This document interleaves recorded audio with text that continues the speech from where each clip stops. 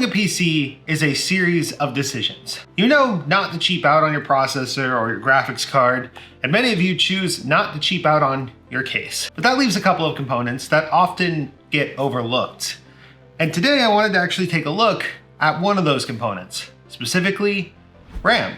Because RAM is actually a lot more critical than you would initially think. And more importantly, if you're building an AMD system, it can actually contribute to a lot more performance. So today I wanted to test, can a budget kit of RAM compete with a high-end kit?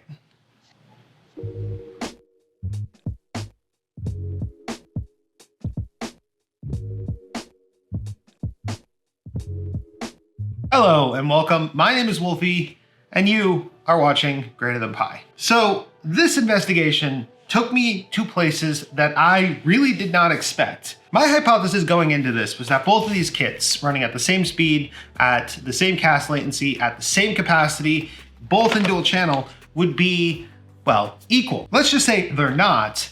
And things get real interesting in a little bit for this kit in particular. But before we get into that, we're gonna actually need to talk about what specs are actually important on RAM. Let's just say I have a lot of it. You know, you need some RAM, I got some RAM. This is all pretty much useless. This is actually the previous generation. This is DDR3. And the RAM kits we have today are DDR4, which is on its way out for DDR5. That is the first and foremost most important thing that you need to know when talking about RAM, is which generation of RAM you're talking about. If you're talking about DDR3, a lot of this stuff really isn't as important. By the time we get to DDR4, it actually starts to rear its head and become more important. And as we go into DDR5, things are going to be changing drastically again. DDR4 though will probably not be going away entirely for quite a while. A lot of these systems are going to be lingering, therefore a lot of these RAM kits will still exist. The second thing that you really need to understand is single versus dual channel memory. Now, both of these are dual channel kits and they are simply notified by having 2 sticks of RAM. On most consumer motherboards, there are 2 channels for RAM, and those channels are usually in alternating slots on the motherboard. Sometimes they're color coded, and most of the time they are the furthest most slot and the second slot after that. It's gonna be these couple slots on this motherboard. It might indicate otherwise, and I've had motherboards that have had them flipped in the past, but most of the time they're gonna be standardized to have the furthest most RAM slot and then the second from the CPU RAM slot. Dual channel is actually very, very important, and it allows your CPU to actually split the bandwidth between the 2 RAM sticks to allow it to transfer data a little bit faster. And if your RAM is not properly configured in dual channel, it can lead to some performance hits, even if you've got 2 sticks of RAM. Additionally, you don't really want to mix and match modules. If I threw all of these chips into a single computer, which it'd be a magical computer that can hold that, let's say I threw these Crucial sticks with these Samsung sticks. Although they look very similar, these use SK Hynix RAM modules, and these, of course, are using Samsung RAM modules. Would that be a problem? Yes, they wouldn't actually communicate very well together. Now, hypothetically, if you put them in separate channels, fine. But if you put them in mix and match, there's gonna be crosstalk and it's not gonna be good. So just don't mix and match RAM is generally a good rule of thumb. Now, the one metric that I think everybody actually knows about is the capacity of RAM. Just about any person you talk to when they're talking about their PC will talk about how much RAM their PC has. Now, of course, that would be, 12 gigabytes per stick, 16 gigabytes, 13 gigabytes. I mean, those would be really weird capacities. Almost all RAM will be in either 8, 16, or 32 gigabytes per DIMM stick, and then the combined amount is the total amount of RAM. Most people understand that. That is pretty much the most basic thing about RAM. There is a number though that less people pay attention to, but more people are starting to get onto, which is the mega transfer rate. This is usually somewhere between 2,666 to 4,000. And the higher this number is, the better. The last number that people really don't pay that much attention to, but really should, is cast latency. Usually located right after everything else. It'll say something along the lines of CL. So cast latency is the amount of refreshes it takes for the RAM to completely purge data out of it. So the lower the cast latency, And the higher the mega transfer rate, the faster the RAM. Today, we're gonna be taking a look at two DIMM kits that are 16 gigabytes each, so 32 gigabytes total, at a speed of 3666, which is actually an overclock on both of them, and with a cast latency of 18. The reason we went with this is, well, I was handed this in a Newegg shuffle, and this is our budget kit. Now, unfortunately, this DIMM kit has been scrubbed from the internet because of something that we're going to be talking about a little bit later.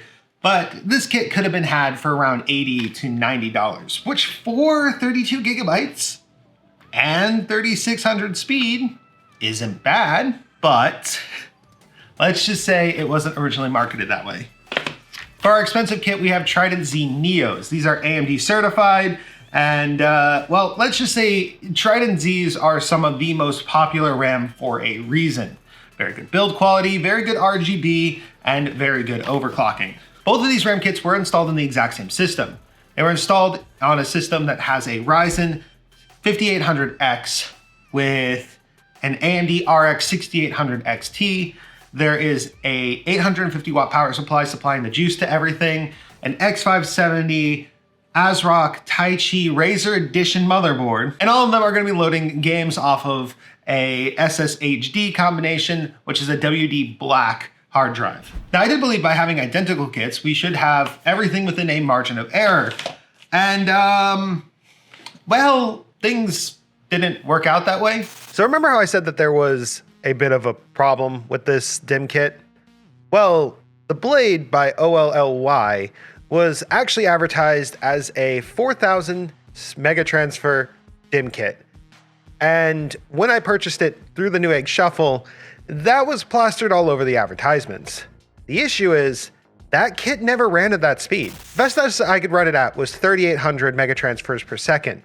But for this test, we ran it at 3666, as that seemed to be the more stable overclock on the RAM and did not actually hinder performance as the 3800 mega transfers actually did. So to match, we ran our Trident Z Neos at the same overclock speed, even though they're only rated to 3600 mega transfers per second. All right, now that we got our test set up, let's actually talk about the results. For TimeSpy, our GPU results netted us a 20,148. Not too bad. With our Trident Z Neos, we ended up with a 20,170. This is within a margin of error and really doesn't show success one way or the other. Where it did, though, was in the CPU score, which we scored a 10,433 on the OLOY blade memory, and the G.Skill memory scored a 10,668. Now, this does clear the margin of error, and this was repeatable. We consistently were able to get a higher CPU score than we were getting a GPU score. PC Mark was a bit of a weird case because usually we don't use it. It's more of a notebook tester, but it does test things like system memory and system memory speed. This did actually go to the OLOY blade memory with a 7,959, but it's kind of within a margin of error of the 7,915 that we got on the G.Skill. Blender is an application that can be used on both GPUs and CPUs and should be somewhat memory dependent as it fills up a frame buffer in order to render things properly. Classroom on both versions of the RAM ended up actually within a couple milliseconds of each other, so it was pretty much a dead even draw. But when it came to GPU rendering, we did shave off 2 seconds, which is actually significant in this render on the Trident Z Neos. Heaven was another one that was also kind of interesting because again, we scored within a margin of error of each other, a 6,960 and a 6,952. Superposition also scored within a margin of error of a 10,903 to a 10,905. It wasn't until we started really testing some games that we started to see a wider gap between the two of them. For example, Forza Horizon 5 actually went from 118 frames per second to 121 frames per second, which in the benchmark, which is fairly consistent every single time, that is actually really impressive.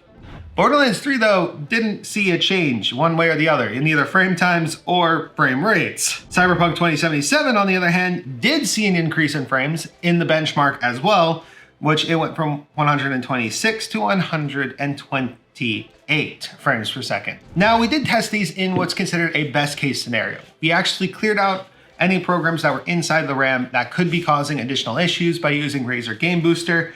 We're gonna have a video on that soon. And we also did run the GPU in rage mode the entire time. And since we did this all within the same couple of hours, the temperature in the room shouldn't have changed too much. The system itself also was in idle state and heating up its loop, well, long before we started testing. As you can see though, it's fairly interesting. In some cases, we break even and we're in a margin of error. And then in others, this one edges it out. You can cheap out? Well, no, actually you can't, because you can't buy this kit anymore. I will note that this DIMM kit most likely sells primarily to an Asian market. The first two languages on the box are actually Chinese and Taiwanese, with English being the third and Japanese and Korean being the fourth and fifth. Traditionally, when you have a DIMM kit like, say, this G.Skill one that sells primarily in the States, well, let's just say everything on here is English.